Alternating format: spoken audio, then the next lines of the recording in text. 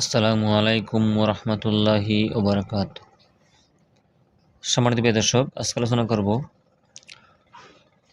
নবীজি সাল্লাল্লাহু আলাইহি সাল্লামকে স্বপ্নে দেখতে হলে কোন কোন দুরূদ শরীফ পড়তে হবে, কোন কোন আমল করতে হবে এবং কিভাবে করতে হবে। এক ভাই কমেন্ট করে বলেছেন, উনি বলেছেন আসসালামু আলাইকুম। ওয়ালাইকুম সালাম। রাসূল সাল্লাল্লাহু আলাইহি সাল্লামকে স্বপ্নে দেখা দুরূদ উল্লেখ করলে খুব উপকার হতো। উনি কমেন্ট করেছেন, ভাই আজকে উল্লেখ করব বিস্তারিতভাবে ইনশাআল্লাহ।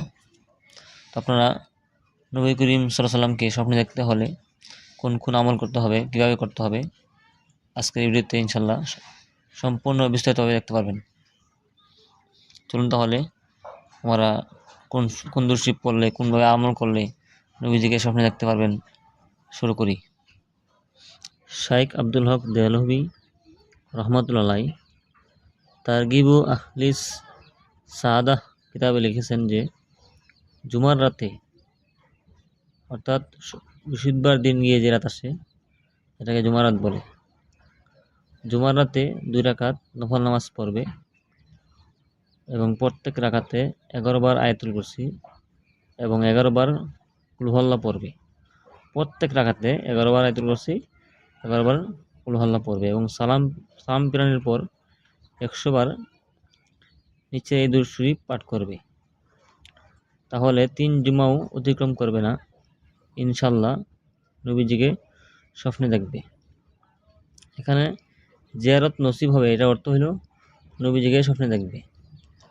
আর এই নামাজের নিয়মটা হলো, প্রথমে নিয়ত করবে যে আমি 2 রাকাত নফল নামাজ পড়া নিয়ত করলাম, আল্লাহু আকবার।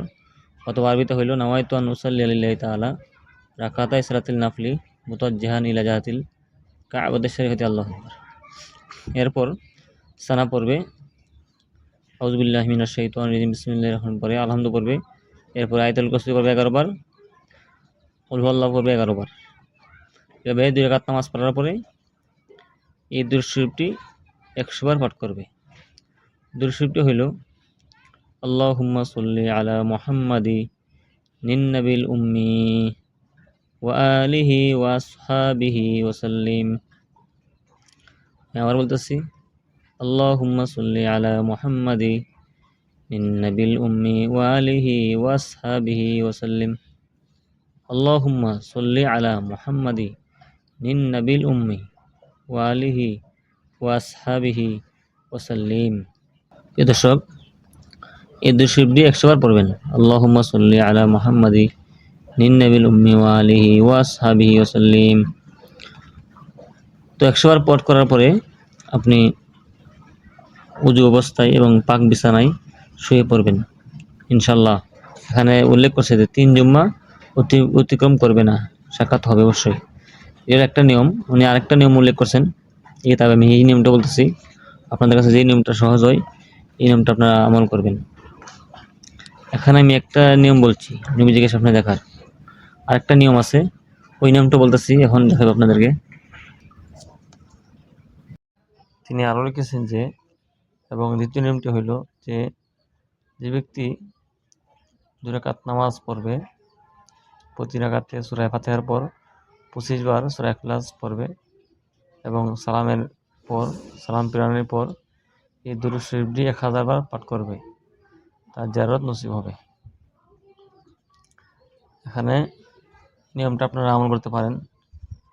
আর নামাজটা আগে যে বলছি ওই নামাজের মতোই, তবে ব্যতিক্রমটা হলো যে এখানে সূরা ফাতিহার পর আলহামদুর পর 25 বার সূরা ইখলাস, কুল হুয়াল্লাহ সূরা, শুধু এতটুকু বেশ কম। মানে নামাজ 2 রাকাত পড়বেন একই নিয়মে, শুধু সূরাটা পড়বেন ভিন্ন, বাকি সব ঠিক আছে। তো 2 রাকাত নামাজ পড়ার পরে সালাম ফিরানোর পরে এই দুরূদ শরীফটি আপনি 1000 বার পাঠ করবেন। দুরূদ শরীফটি হইল সাল্লাল্লাহু আলান নাবিল উম্মি, সাল্লাল্লাহু আলান নাবিল উম্মি, সাল্লাল্লাহু আলান নাবিল উম্মি, সাল্লাল্লাহু আলান নাবিল উম্মি, সাল্লাল্লাহু আলান নাবিল উম্মি। এটা 1000 বার পাঠ করবেন। এরপরে আপনি পাক বিছানায় ঘুমিয়ে যাবেন। আরেকটি নিয়ম লিখেছেন যে শোয়ার সময় 70 বার নিচের এই দুরূদ শরীফটি পড়লে জিয়ারত নসিব হয়।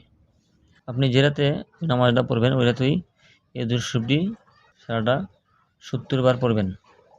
পারলে 70 বার পড়লে সবচেয়ে ভালো হয়। লিখেছেন যে জিয়ারতের জন্য নিচের দোয়াটিও শোয়ার সময় কয়েকবার পাঠ করলে ভালো হয়। এটা আব্দুল হক দেলভি রহমাতুল্লাহ লিখেছেন, জন্য এই দোয়াটাও কয়েকবার পড়ে নেবেন। তবে এই সৌভাগ্য লাভের সবচেয়ে বড় শর্ত হলো অন্তর আগ্রহে পরিপূর্ণ থাকতে হবে এবং জাহিরি বাতিনি সব ধরনের গুনাহের কাজ থেকে বিরত থাকতে হবে। প্রিয় ভাই, নবীজি সাক্ষাৎ পাওয়াটা খুব ভাগ্যের বিষয়। এটা পেতে হলে খুব সাধনা করতে হয়। এরপরে নবীজি বলেছেন, যে ব্যক্তি আমাকে স্বপ্নে দেখলো সে ঠিকই দেখলো, কারণ শয়তান আমার আকৃতি ধারণ করতে পারে না। এই জন্য আমরা নবীজিকে স্বপ্নে দেখার জন্য আমাদের অন্তরে নবীজির প্রতি ভালোবাসা থাকতে হবে, বেশি বেশি দৃষ্টি পাঠ করতে হবে।